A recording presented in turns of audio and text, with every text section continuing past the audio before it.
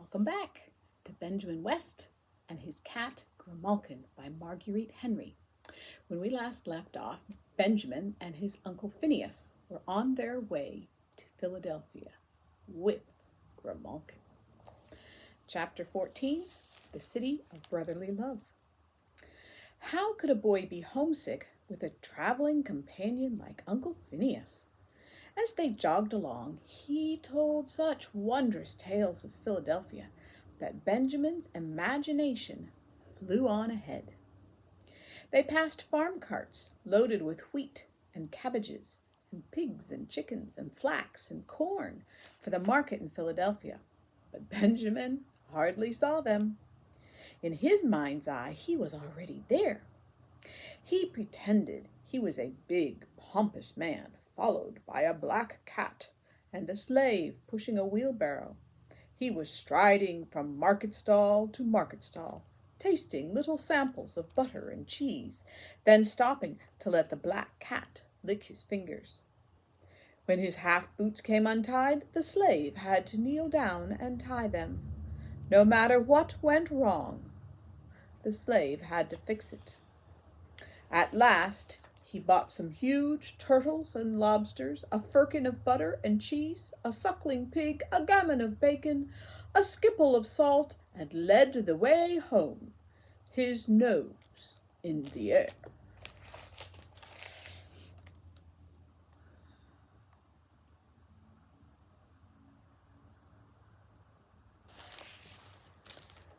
To the pleasant music of Uncle Phineas's voice and the steady hoofbeats of the big sorrel, Benjamin went on with his make-believe. He pretended next that he was the slave, pushing the wheelbarrow along the rough block pavement of the market street. On every hand he was bumped and jostled. He could feel his back and arms ache with the weight of the load. He could feel the perspiration run down his face. In fact, with Uncle Phineas acting as a windbreak, and with Grimalkin's furry warmth and Samuel's extra coat, and the sun climbing higher and higher, Benjamin actually was perspiring. He tapped Uncle Phineas on the shoulder. "Uncle." "Yes." "I am glad I am a Quaker like Papa. He says it is wrong to have slaves." "So it is," replied Uncle Phineas, as he brushed a low-hanging branch out of his way, "and especially in a city like Philadelphia.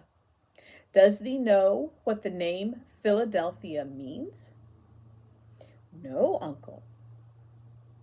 Philadelphia is a Greek word. It means brotherly love.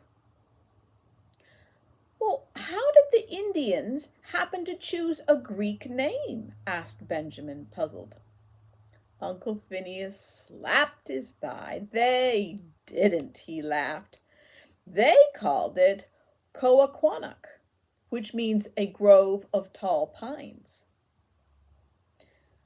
"Are the pines still there?" "Not all of them, to be sure. Some are ships' masts now. They sail the seas, then come back to rest in the port of Philadelphia, in sight of the very hills where they grew." "Uncle Phineas, thee would have made a fine schoolmaster," sighed Benjamin as he lifted Grimalkin to his shoulder. They were traveling over low roads now, and early fall rains had churned them up. "Used to be we spoke of spring as mud time," mused Uncle Phineas. "Now it appears we have mud time in autumn, too." He fell silent, watching to see that his horse did not step in a chuck-hole. The only sound to be heard was the sucking noise made by the sorrel's hoofs and Grimalkin's rumbly purring. The town crier was calling the hour of 7 when Uncle Phineas and Benjamin and Grimalkin arrived in the city of brotherly love. Lanterns twinkled in the entryways of the big brick houses. Slits of candlelight escaped through the shutters. Uncle Phineas was a bachelor and lived at the Penny Pot Inn. As they walked into the great room of the inn, a joint of meat was turning on a spit before the fire. Instead of a boy turning the roast, It was managed by a little dog running in a treadmill cage. Grimalkin hightailed it for the hearth. He licked up all the little spatters of gravy, then sat hopefully waiting for more. "Turn faster, faster," he seemed to say. "I'm well nigh starved." Benjamin was tired, and the poor turnspit dog looked so tired too that a great wave of homesickness came over him. Perhaps it was not homesickness alone. Added to it was the hot feeling of guilt for sneaking Grimalkin away. Suddenly he was asking the innkeeper for a piece of paper and laboriously trying to write with a goose-quill pen that needed mending. Slowly the letters took form.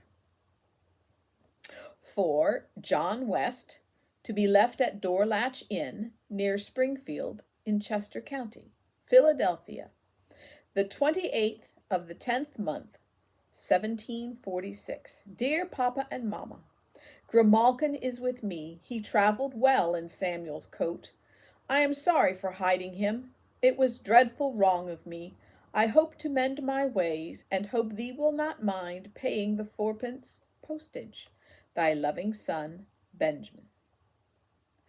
Luckily, a post-rider happened to be leaving for the West. He added Benjamin's letter to the others in his saddlebag and thundered off into the night.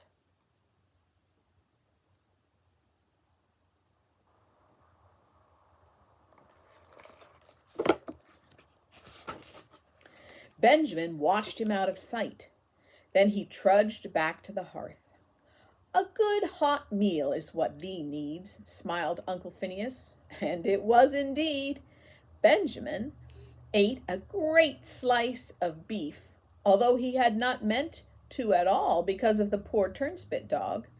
He finally made a bargain with himself. He would ask for a second slice and save half of it for the dog and half for Grimalkin. Then he felt better at once. When the innkeeper's daughter set a porringer of peas on the table with a little jug of honey, both Benjamin and Uncle Phineas recited together, "I eat my peas with honey. I've done it all my life. It makes the peas taste funny, but it keeps them on my knife." All homesickness was gone.